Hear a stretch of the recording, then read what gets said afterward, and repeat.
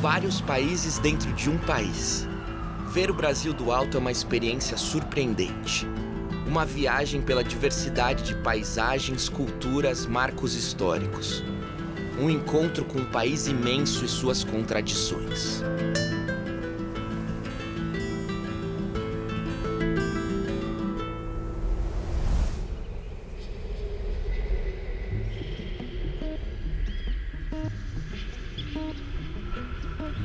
O maior quadro da Terra.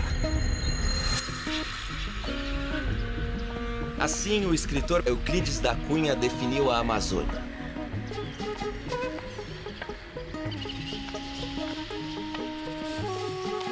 A imensidão que se estende por quase toda a região norte, além de parte do Mato Grosso, se perde no horizonte até onde a vista alcança. A floresta densa e perene tem espécies de folhas grandes. Árvores que chegam a ter a altura de um prédio de 30 andares. São mognos, seringueiras, andirobas, cedros.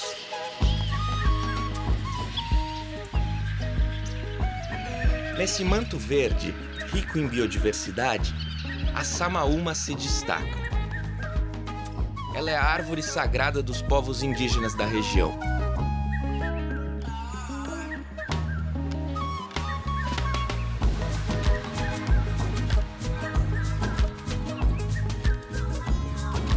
Segundo a mitologia indígena, assim como as mães costumam olhar por suas crias, a samaúma, por sua grandiosidade, enxerga toda a floresta do alto, zelando pelo bem-estar da mata.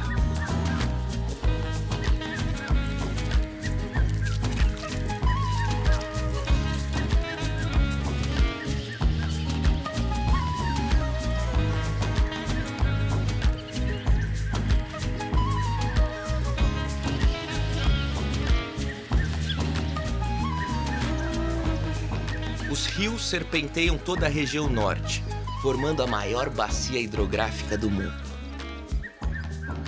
Na época de cheias, as áreas de várzea são alagadas. Já nas áreas planas, os igapós, a vegetação está permanentemente debaixo d'água. O rio Solimões nasce na Cordilheira dos Andes peruana. Aqui em Manaus, o Solimões se encontra com o Rio Negro. Ao longo de 6 quilômetros, é possível ver as fronteiras entre as águas, que lentamente vão se misturando. Agora unidas, as águas do Negro e Solimões formam o Amazonas, o rio que foi caminho para a colonização.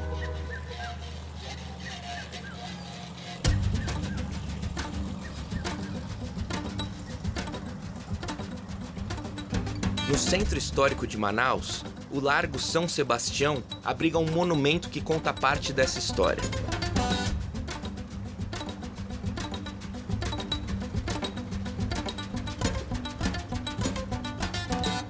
A coluna de pedra, com cerca de 6 metros de altura, idealizada pelo escultor italiano Domenico De Angelis, é um marco pela abertura dos portos.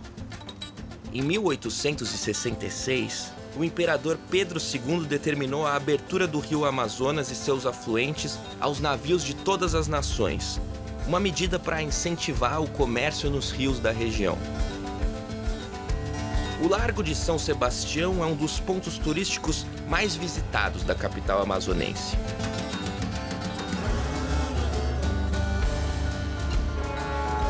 Aqui vemos a igreja de São Sebastião, construída em 1888.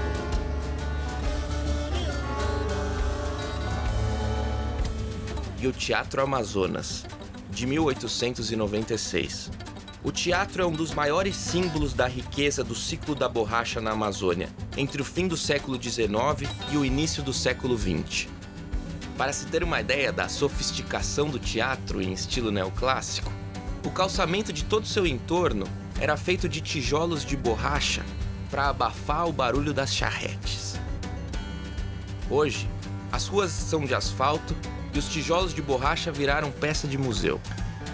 Um pouco mais tarde, em 1901, os magnatas da borracha financiaram o calçamento da praça com pedras portuguesas, uma referência às capitais europeias da época. Com a demanda de borracha em alta por conta da Revolução Industrial, a região norte passou por um processo de urbanização e modernização. Naquela época, Manaus era chamada de Paris dos Trópicos. Foi uma das primeiras cidades brasileiras a ter iluminação pública, com energia elétrica e bondes elétricos.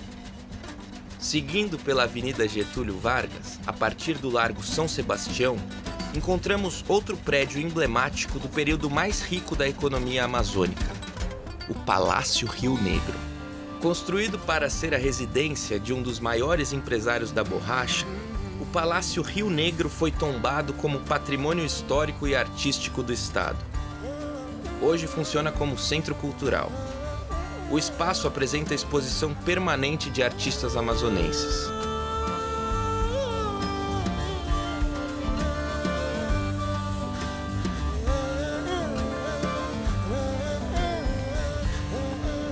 Em Manaus, são comuns as moradias à beira dos rios e igarapés. As palafitas são casas feitas de madeira e suspensas, para se adaptarem às cheias e secas dos rios. Há bairros inteiros formados de palafitas. Como o bairro de Educandos, que surgiu com a vinda de muitos migrantes do Nordeste e do Sul do país. Eles vieram a partir dos anos 1960, atraídos pelos programas governamentais que incentivavam o desenvolvimento econômico da Amazônia. Na época, a ideia era ocupar a região, favorecendo o avanço da industrialização e a integração nacional.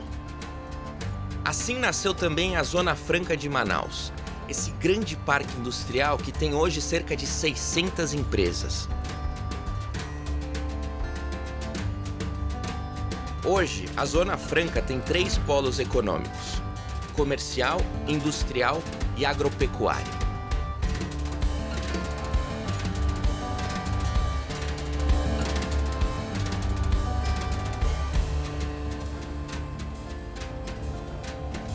O projeto de ocupação da região norte abriu estradas no coração da floresta, intensificou a agropecuária e a indústria. Mas hoje, quando os olhos do planeta se voltam para a Amazônia em razão da sua importância para a biodiversidade e o equilíbrio do clima, é preciso encontrar novos caminhos para desenvolver a região. E eles certamente passam pela preservação e exploração sustentável das terras e dos ativos naturais. Eu vi o mundo e ele começava no Recife.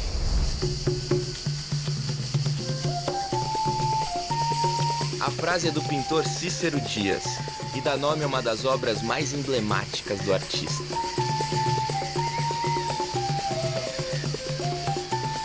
Do ponto de vista histórico, é possível dizer que o mundo, ou pelo menos parte dele, começou mesmo aqui.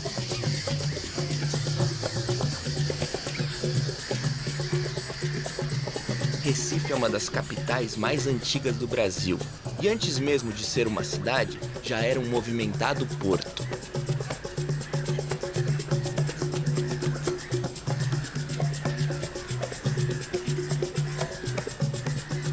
Em meados do século XVI, quando os colonizadores portugueses começavam a ocupar o território, navegadores já registravam a existência de um ancoradouro aqui. O lugar construído para escoar pau-brasil e o açúcar vindo de Olinda se desenvolveu e se tornou o mais movimentado porto da América sob o domínio de Portugal. Hoje, o Porto de Recife opera como um porto comercial, com silos para grãos, pátio de contêineres e a maior área de alfândega em porto público do Nordeste.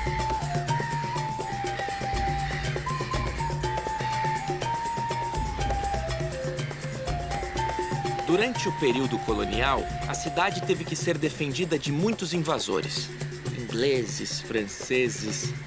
Mas, em 1630, em razão das disputas diplomáticas com Portugal, os holandeses desembarcaram no norte de Olinda e aqui ficaram por quase 25 anos. A presença holandesa marcou profundamente o Recife. Sob a administração de Maurício de Nassau, a cidade cresceu de forma planejada, em um ritmo nunca antes visto no continente. Foram construídos palácios, canais, o primeiro observatório astronômico moderno das Américas, um horto. Quando os holandeses deixaram Pernambuco, o bairro do Recife, aqui na região do Porto já contava com 300 prédios.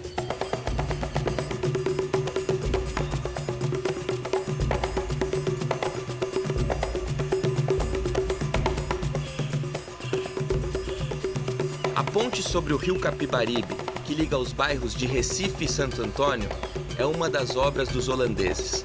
A primeira da cidade, ela só pôde ser concluída porque Maurício de Nassau bancou pessoalmente parte das obras.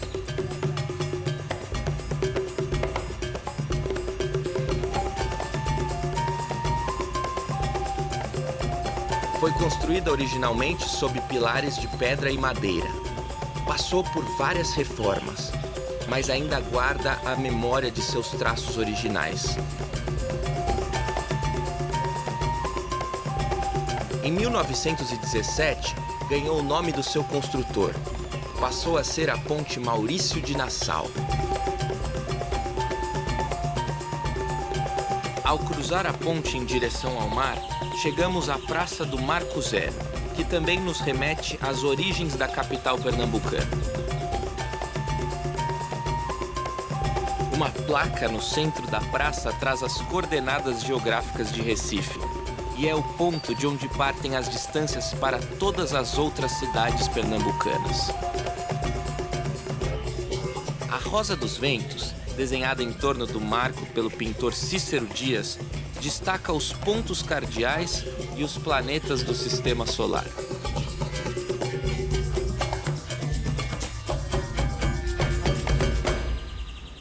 Da praça, uma rápida travessia de barco leva ao Parque das Esculturas. Idealizado pelo artista plástico Francisco Brenan, o parque traz 90 das suas obras. A instalação sobre o mole do Porto de Recife é uma homenagem aos 500 anos da chegada dos portugueses no Brasil.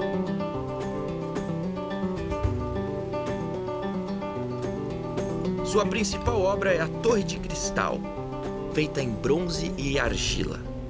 Com a imponência de 32 metros de altura, a obra gerou discussões em razão da sua forma fálica. Mas o bom humor pernambucano falou mais alto, e a obra ganhou vários apelidos desde que foi erguida. Pelas mãos de Francisco Brenan, a cerâmica também ganhou forma de tartarugas, pelicanos, pássaros, todos em sentinela ao redor da Torre de Cristal.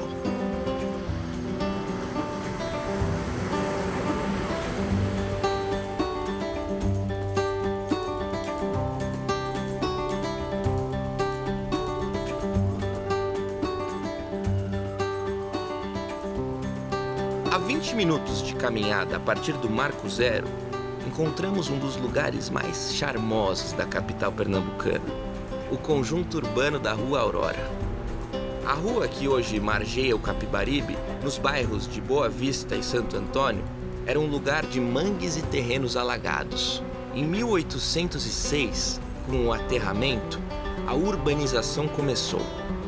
Vários comerciantes se instalaram por aqui no século XIX, e a presença de moradores ilustres, como o Conde da Boa Vista, que foi governador de Pernambuco, ajudou a valorizar o lugar. Entre os sobrados coloridos em estilo neoclássico, alguns se destacam, como o Palácio Joaquim Nabuco, que hoje é sede da Assembleia Legislativa. Seus portões em ferro lembram os portões de Versalhes, na França. E a cúpula tem inspiração no Capitólio norte-americano.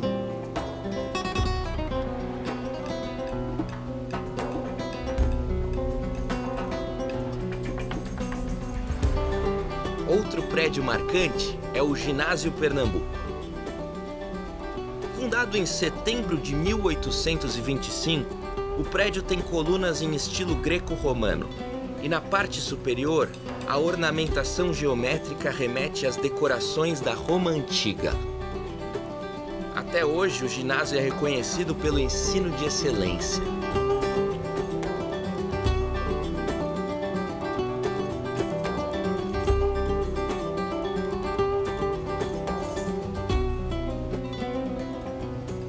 Recife é cortada por rios. Tem muitos canais e pontes que ligam um bairro a outro. O Capibaribe corre manso por mais de 10 bairros e se confunde com a própria cidade.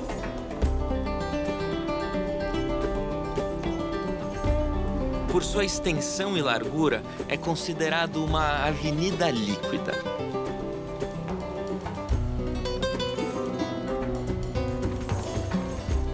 O cão sem plumas, como o escritor João Cabral de Melo Neto chamou o rio, é fundamental na vida da cidade. Ele contribuiu para o lazer e a qualidade de vida no Recife. Também estimula o turismo e é motivo de orgulho dos pernambucanos, sendo um dos seus símbolos mais queridos.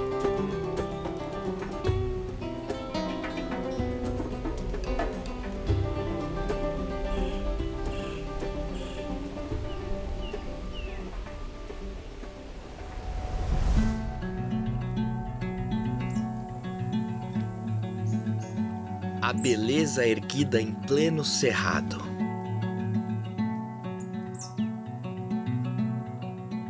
Brasília foi uma cidade sonhada por quase 2 séculos. Desde o período colonial, a transferência da capital para o interior do país mobilizou muitos defensores. Mais tarde, nossa primeira Constituição delimitou um território de mais de 14 mil quilômetros quadrados no Planalto Central para a construção da nova capital. Mas foi só no governo de Juscelino Kubitschek, o presidente desenvolvimentista dos 50 anos em 5, que a ousadia saiu do papel.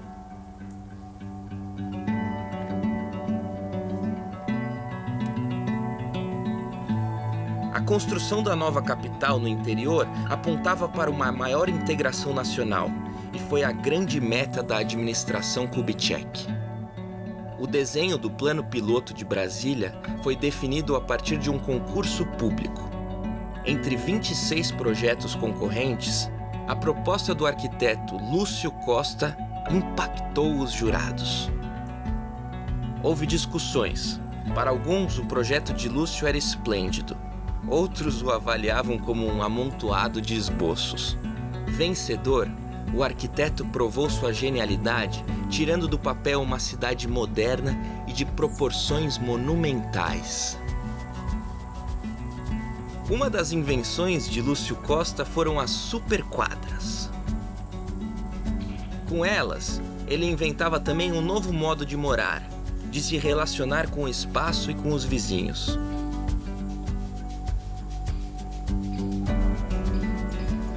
Essa é a Superquadra 308 Sul, a quadra modelo que seguiu rigorosamente o projeto de seu criador e hoje é tombada pelo patrimônio histórico, artístico e cultural.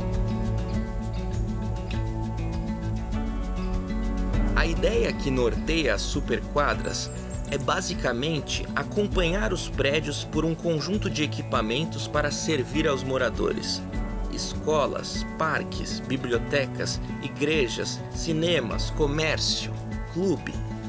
Tudo entremeado por árvores, jardins e praças, sem muros, cercas ou segregação. O traçado do plano piloto e a inovação das superquadras vieram de Lúcio Costa. Mas a Brasília dos prédios em concreto armado e linhas sinuosas não existiria sem Oscar Niemeyer. Um dos arquitetos mais admirados do mundo, Niemeyer foi responsável pelo projeto do Palácio da Alvorada, Palácio do Planalto e do Itamaraty.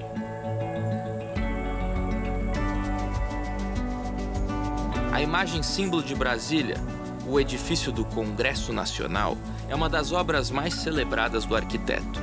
O próprio Niemeyer já declarou se tratar de sua realização predileta. Aqui, onde as duas avenidas que marcam o eixo monumental se encontram, o prédio do Congresso se assenta sobre uma base plana, em balanço. O palácio tem uma cúpula menor, voltada para baixo, que abriga o plenário do Senado Federal. Na cúpula maior, voltada para cima, funciona a Câmara dos Deputados. Com linhas que parecem desafiar as leis da física, a obra de Niemeyer flui a partir de sua relação particular com o ofício. Para ele, a arquitetura é uma manifestação do espírito, da imaginação e da poesia.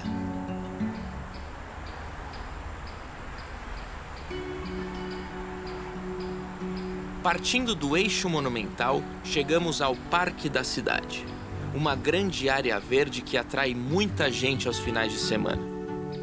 Com mais de 420 hectares, é o maior parque urbano do Brasil e também o maior da América Latina. Em meio às árvores, há um grande lago e muitos espaços de lazer. O parque foi inaugurado no final da década de 1970, com o aumento da cidade e a necessidade de ocupar os seus limites.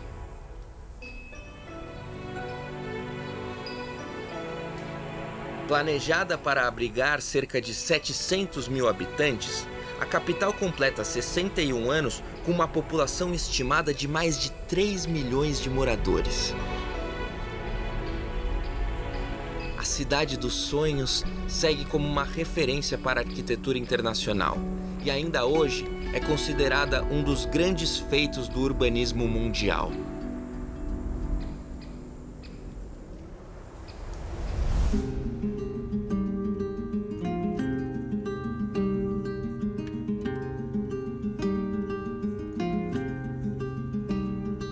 Chegar ao Rio de Janeiro pelo céu tem algo de épico.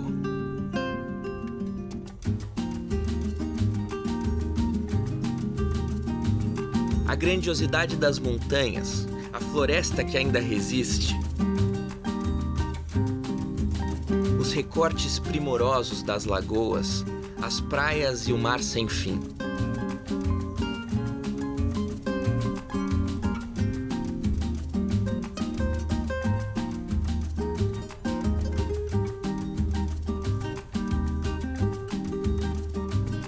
A imagem da cidade erguida em meio a esta geografia única emociona.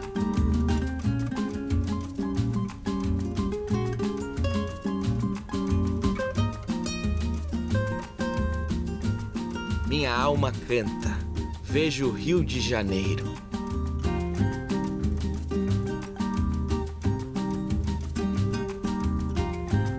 A mais encantadora cidade do Brasil é também a que mais reúne a história do país.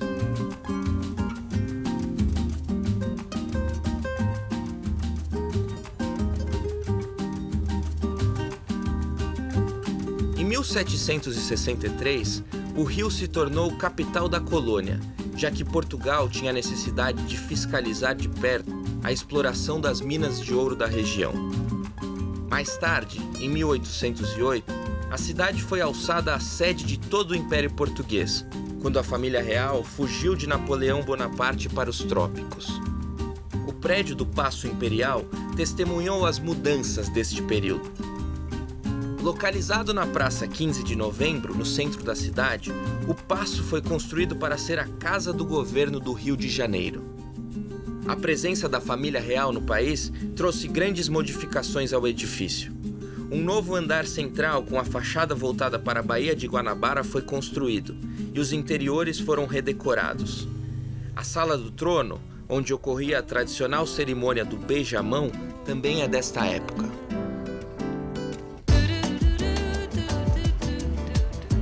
A presença da família real no Rio de Janeiro trouxe mudanças significativas para a cidade.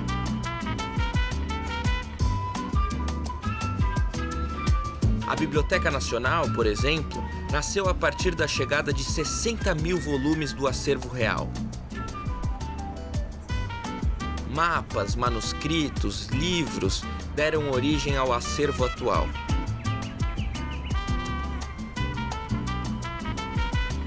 O Jardim Botânico também surgiu a partir da iniciativa de Dom João VI. Ele determinou que as terras na região da lagoa fossem usadas para aclimatar plantas de especiarias oriundas das Índias Orientais, como a noz moscada, canela e pimenta do reino. Hoje, o Jardim Botânico é também um instituto de pesquisa e abriga 7.500 plantas. Uma riqueza biológica que pode ser usada em reflorestamentos e para salvar espécies em extinção. A Floresta da Tijuca é outra reserva natural da cidade relacionada à família real. Foi Dom Pedro II quem declarou essa área como floresta protetora e começou um processo de desapropriação de chácaras e fazendas para permitir a regeneração da vegetação e o reflorestamento.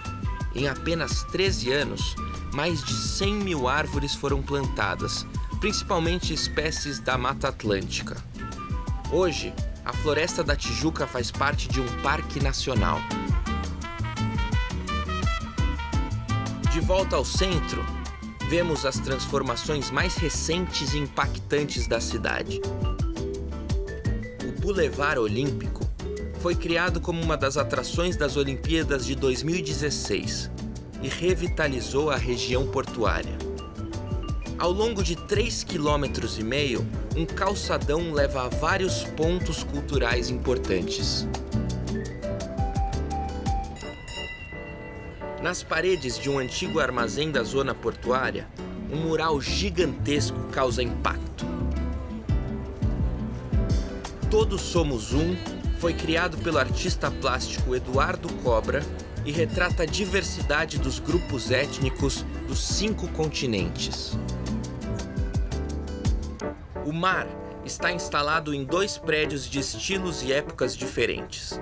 O antigo palacete de Dom João VI é interligado ao edifício modernista por uma ponte sob uma bela laje sustentada por pilotis.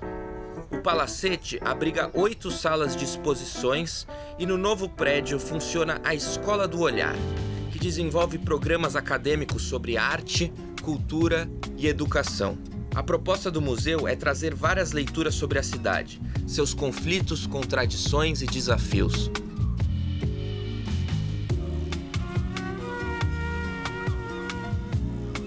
Localizado ao lado da Praça Mauá, o Museu do Amanhã é a estrela arquitetônica da nova zona portuária.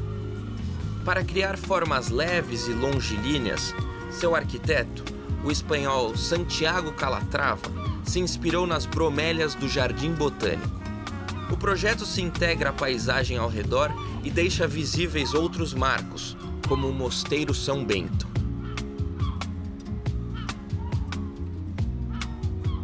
A ideia é que o edifício fosse o mais etéreo possível, quase flutuando sobre o mar, como um barco, um pássaro ou uma planta, disse Calatrava.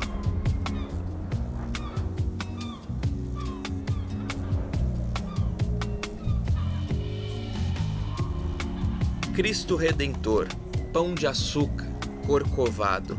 A paisagem carioca é conhecida por estes marcos, além, é claro, das suas belezas naturais. Não à toa, tornou-se a primeira cidade do mundo, em 2012, a receber o título da Unesco de Patrimônio Mundial como Paisagem Cultural Urbana, que reconheceu a harmonia entre a paisagem natural e a intervenção do homem.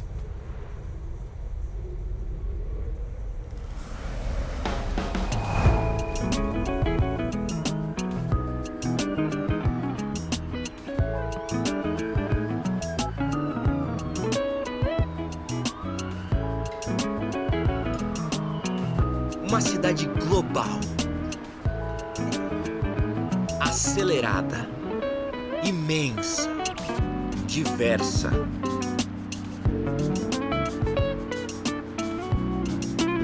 Logo à primeira vista, São Paulo se mostra superlativa.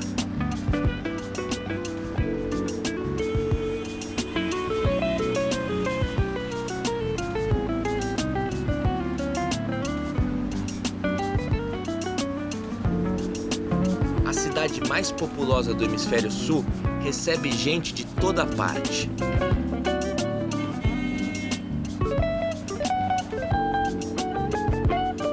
Uma combinação de culturas e influências que faz São Paulo cosmopolita.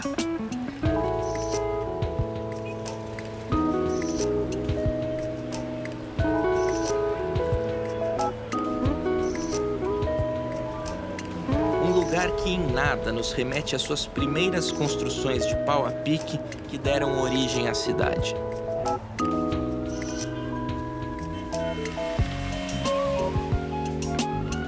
São Paulo nasceu aqui, em torno do pátio do colégio.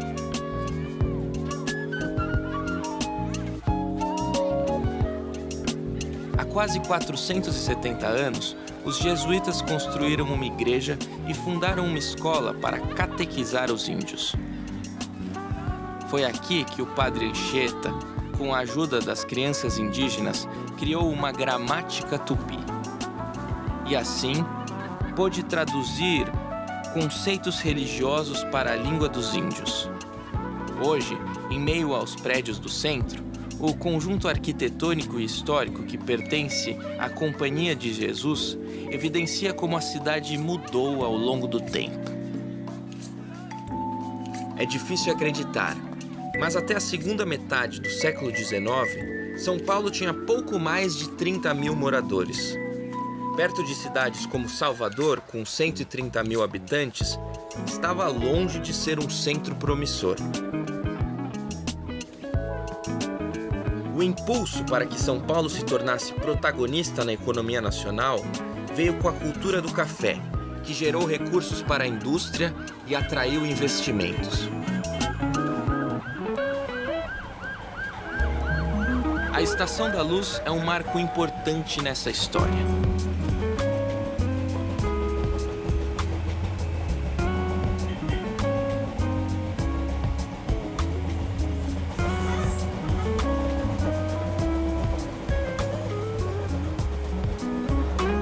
Inaugurada em 1865, passou por 3 reformas. A última, como a conhecemos atualmente, foi aberta ao público em 1901. A estação foi construída a partir da necessidade de ligar as fazendas de café do Oeste Paulista ao Porto de Santos, levando a produção para exportação. Projetada por um arquiteto britânico, a Luz foi construída com materiais importados, nos moldes das grandes obras inglesas. O grande relógio no alto de uma das torres é uma referência clara ao Big Ben de Londres. Na outra ponta do edifício, 2 torres quadradas seguem o estilo gótico da Abadia de Westminster, onde os reis são coroados na Inglaterra. Durante décadas, personalidades ilustres, de empresários a reis, desembarcaram na Estação da Luz e foram recepcionadas em seu saguão. Pelos trens, além de portugueses, espanhóis e italianos, também chegaram imigrantes judeus, sírios libaneses e poloneses que se instalaram no bairro do Bom Retiro e região central, impulsionando o comércio nas primeiras décadas do século passado. A partir da década de 1950, com o incentivo à indústria automobilística no país, os trens foram perdendo a importância e a Estação da Luz viveu um período de decadência. Mas, em 1982, o prédio foi tombado pelo patrimônio histórico e, nas décadas seguintes, passou por uma reforma para abrigar o Museu da Língua Portuguesa. Em frente à Estação da Luz fica a Pinacoteca do Estado de São Paulo, ou Pina, como gostam de falar os paulistanos.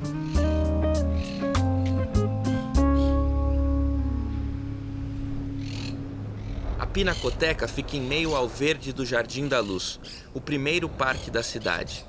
Seu acervo tem cerca de 11 mil peças e abrange boa parte da pintura brasileira entre os séculos XIX e XX. A coleção reúne obras-primas do nosso modernismo, com criações de Portinari, Lazar Segal e Tarsila do Amaral, e costuma atrair muita gente aos finais de semana.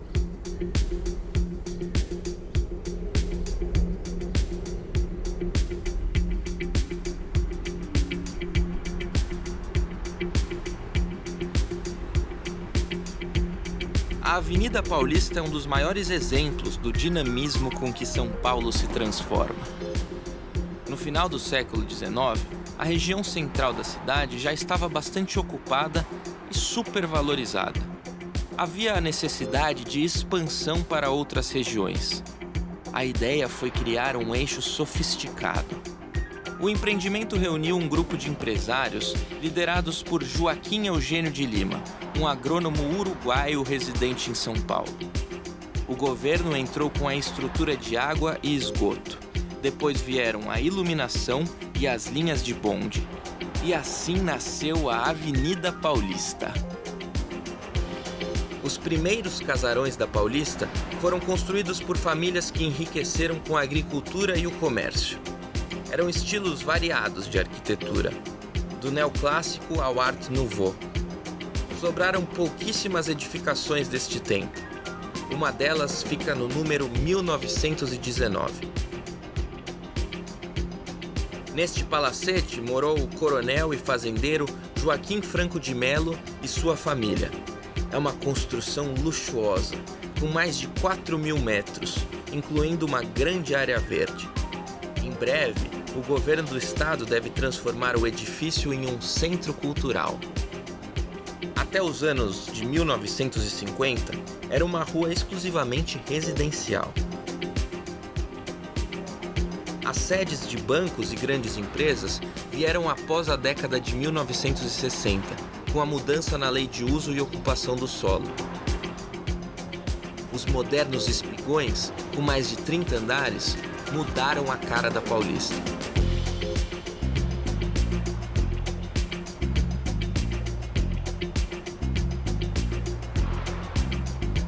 Instituições do mercado financeiro também se fixaram aqui. Mas nas últimas décadas, com a expansão de outras regiões, como a Avenida Berrini, a Paulista passou a ter outra marca forte. Se tornou uma avenida cultural, com vários museus, salas de cinema, teatro, galerias e livrarias.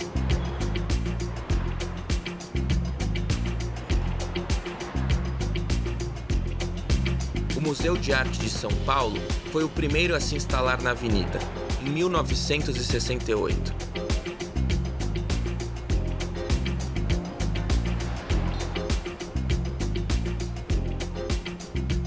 Projetado por Lina Bobardi, o prédio do MASP é uma experiência modernista radical, um marco na história da arquitetura do século XX.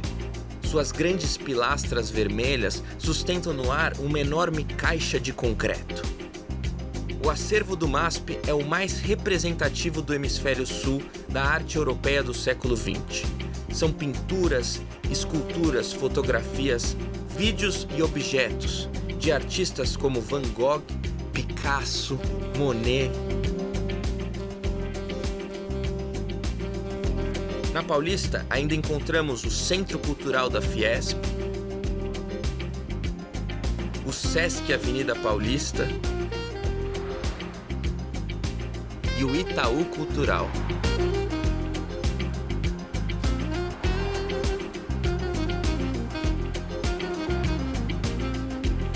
Recentemente, duas outras iniciativas fortaleceram o perfil cultural da Avenida Paulista. O Japan House, criada pelo governo japonês como um ponto de difusão da cultura genuinamente japonesa, e o Instituto Moreira Salles. O Instituto fica em um prédio de 7 andares, idealizado a partir de conceitos sustentáveis. Eleita pela população o símbolo de São Paulo, a Paulista é um espaço democrático, onde todos os tipos de manifestações têm vez, da parada gay às tradicionais comemorações de Natal e Ano Novo, além de protestos políticos. A avenida é de fato um espaço público.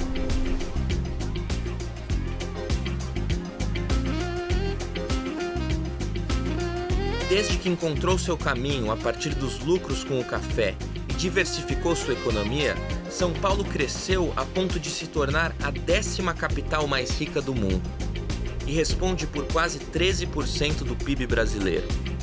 E é o maior polo econômico da América do Sul.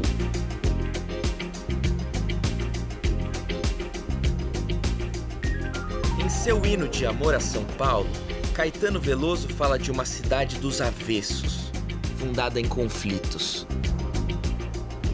Sampa é mesmo uma cidade cheia de contradições. Mas é também a cidade que milhões de brasileiros escolheram para construir e amar.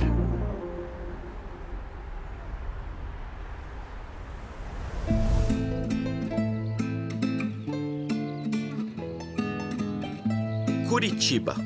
A capital do Paraná foi batizada pelos índios Tingui. Eles diziam Curit-Iva para definir essa terra cheia de pinheiros.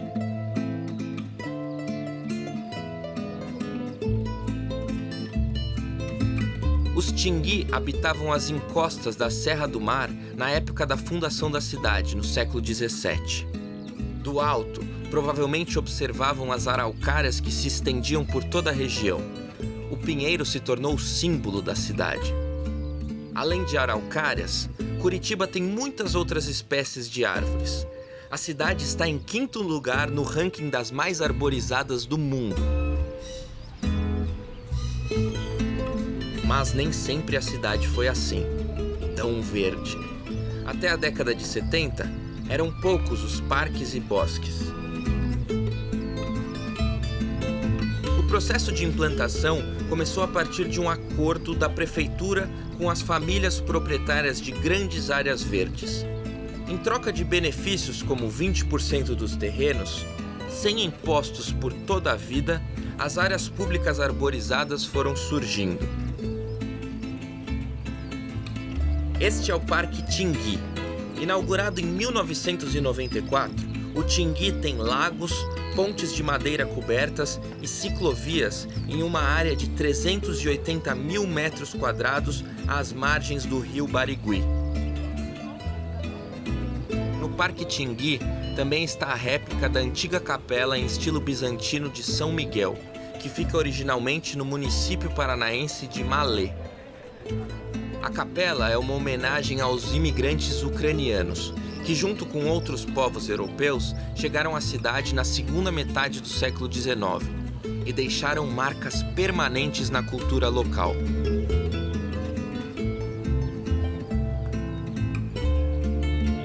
O verde em abundância é apenas uma das características que fez Curitiba ganhar fama como cidade sustentável. As ruas e avenidas por aqui são largas, bem projetadas e sinalizadas. O transporte público transformou-se em um modelo copiado em outras 300 cidades, no Brasil e no mundo todo. Implantado na década de 80, o sistema de ônibus de trânsito rápido, o BRT, vem sendo aperfeiçoado e hoje atende até 80% das viagens diárias dos curitibanos. O resultado é 25% a menos de emissão de carbono, comparando com a média de emissões das cidades brasileiras. Outro destaque no modelo de mobilidade de Curitiba são as ciclovias. Ao todo, são 120 quilômetros cortando a cidade de ponta a ponta. Agora, estamos no centro de Curitiba. Esse é o Palácio Iguaçu, onde fica a sede do governo do estado. De linhas modernistas, o edifício foi o primeiro de concreto armado na América Latina e serviu de inspiração para Brasília. O idealizador do Palácio Iguaçu foi Davi Xavier de Azambuja.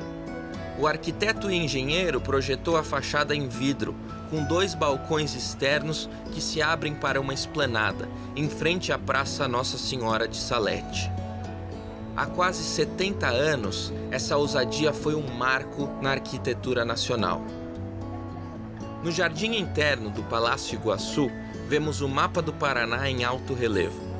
Esculpido pelo artista Miguel Roger, o mapa reproduz a geografia e a geologia do estado. Para quem visita a cidade a pé, bastam 10 minutos de caminhada a partir do Palácio do Iguaçu para se chegar a um dos maiores museus de arte da América Latina, o Museu Oscar Niemeyer. Apelidado carinhosamente pelo público como Museu do Olho, Em razão do seu desenho inusitado, o projeto traz as marcas da arquitetura de Niemeyer. Grandes vãos livres e balanços, pilotis, iluminação natural intensa. O prédio é uma prova da relação direta entre arquitetura e arte. Agora seguimos para o coração do Centro Histórico de Curitiba. Esse é o Largo da Ordem, onde fica a construção mais antiga da cidade. Construída no século XVIII com um telhado em 4 águas, a casa é considerada o último exemplar deste tipo de arquitetura colonial na cidade. E leva o nome de Romário Martins, escritor e estudioso da história do Paraná. Essa é a Igreja da Ordem Terceira de São Francisco das Chagas, a mais antiga de Curitiba e razão do apelido do largo. No Largo da Ordem ainda estão outros patrimônios da cidade, como o Museu de Arte Sacra e o Bebedouro. Era aqui, em frente à igreja, que os tropeiros da região costumavam dar água aos cavalos e mulas. O lugar já foi tomado por um comércio intenso até meados do século XX. Hoje atrai turistas de todo o Brasil.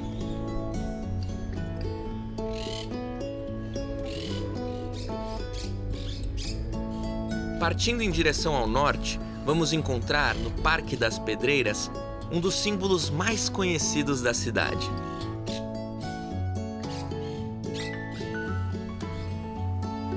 Numa paisagem única, entre lagos, cascatas e vegetação nativa, fica a Ópera de Arame. A Ópera de Arame se sustenta a partir de uma estrutura inovadora, com tubos de aço e placas transparentes de policarbonato. A intenção era integrar o edifício à paisagem, trazendo a beleza natural para dentro da sala de espetáculos. Projeto do arquiteto e professor universitário paranaense Domingos Bongestabs, a Ópera de Arame é uma referência na arquitetura moderna e a atração que mais impacta quem visita Curitiba. Curitiba é hoje uma grande metrópole e um de seus grandes ensinamentos a outras cidades brasileiras é o enfoque humanista com que sempre trabalhou a questão urbana, reforçando em seu planejamento o conceito de que a cidade é primordialmente de quem vive nela.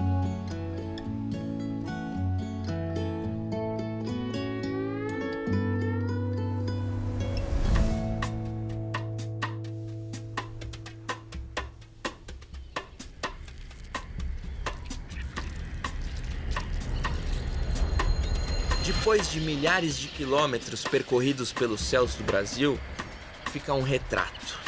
O de um país continental, com riquezas imensas e uma combinação única de povos e culturas. Um país cheio de potenciais ainda a serem descobertos e protegidos.